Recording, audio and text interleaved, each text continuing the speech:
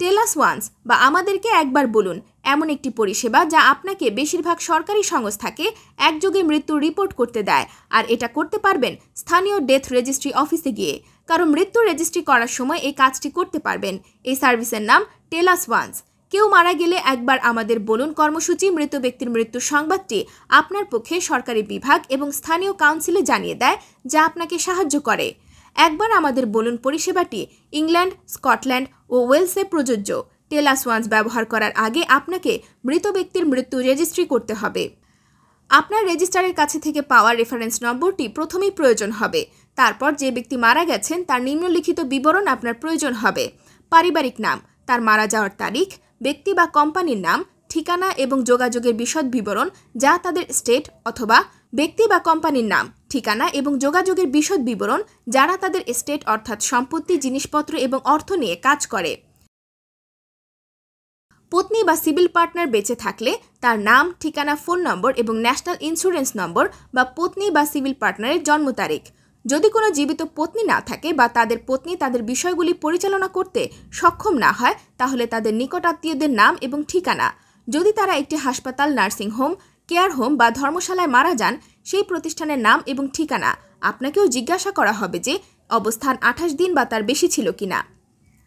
এছাড়াও আপনার প্রয়োজন হতে পারে যদি মৃতের পাসপোর্ট থাকে, তাদের পাসপোর্ট নম্বর এবং জন্মের শহর। যদি তাদের ড্রাইভিং লাইসেন্স থাকে, তাদের ড্রাইভিং লাইসেন্স নম্বর। যদি তাদের কোনো যানবাহন থাকে, তাহলে গাড়ির রেজিস্ট্রেশন নম্বর।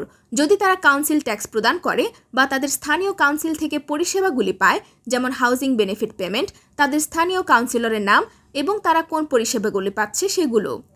যদি তাদের একটি ব্লু ব্যাজ থাকে, তবে তাদের ব্লু ব্যাজ নম্বর। যদি তারা কোনো সুবিধা, ট্যাক্স ক্রেডিট বা স্টেট পেনশন পাচ্ছেন, কোনটি তারা পাচ্ছেন সে সম্পর্কে তথ্য। যদি তারা সশস্ত্র বাহিনী পেনশন বা ক্ষতিপূরণ স্কিম থেকে অর্থ পায়, সেই স্কিমের বিশদ বিবরণ। যদি তারা অর্থ পায় বা সরকারি ক্ষেত্রে পেনশন স্কিমে অর্থ প্রদান করে, সেই স্কিমগুলির বিবরণ। এছাড়াও বেনিফিট সংক্রান্ত যাবতীয় তথ্য হাতের নাগালে রাখতে হবে। আমাদের বলুন একবার বা টেল আস ওয়ান্স সার্ভিসটি যেসব সরকারি ডিপার্টমেন্টে যোগাযোগ করবে সেগুলি হচ্ছে হিজ ম্যাজিস্ট্রি, রাজস্ব ও কাস্টমস। তারা ব্যক্তিগত ট্যাক্স এবং উইলস নিয়ে কাজ করে। তারা বিভিন্ন বেনিফিট বাতিল করবে, যেমন চাইল্ড বেনিফিট, ট্যাক্স বেনিফিট বা ট্যাক্স ফ্রি কেয়ার। কর্ম ও পেনশন বিভাগ, তারা যে কোনো ডিডাব্লিউপি সুবিধা বাতিল করবে যদি মৃত ব্যক্তির কাছে সেগুলি থাকে। পাসপোর্ট অফিস, তারা ব্রিটিশ পাসপোর্ট বাতিল করবে যদি মৃত ব্যক্তির ব্রিটিশ পাসপোর্ট বা অন্য কোনো পাসপোর্ট থাকে। ড্রাইভার এবং যানবাহন লাইসেন্সিং এজেন্সি, তারা মৃত ব্যক্তির ড্রাইভিং লাইসেন্স বাতিল করবে। ডিভিএলএ মৃত ব্যক্তিকে রেকর্ড অপসারণ করতে পারে যদি তারা গাড়ির রক্ষক বা মালিক হয়ে থাকেন বা ছিলেন। তারা গাড়ির জন্য ট্যাক্স করে থাকলে তা বাতিল করবে। স্থানীয় কাউন্সিল, হাউজিং বেনিফিট বাতিল করতে, কাউন্সিল ট্যাক্স রিডাকশন করতে, ব্লু ব্যাজ বাতিল করতে, কাউন্সিলের হাউজিং ডিপার্টমেন্টকে জানাতে এবং নির্বাচনী রেজিস্টার থেকে মৃত ব্যক্তির নাম অপসারণ করতে।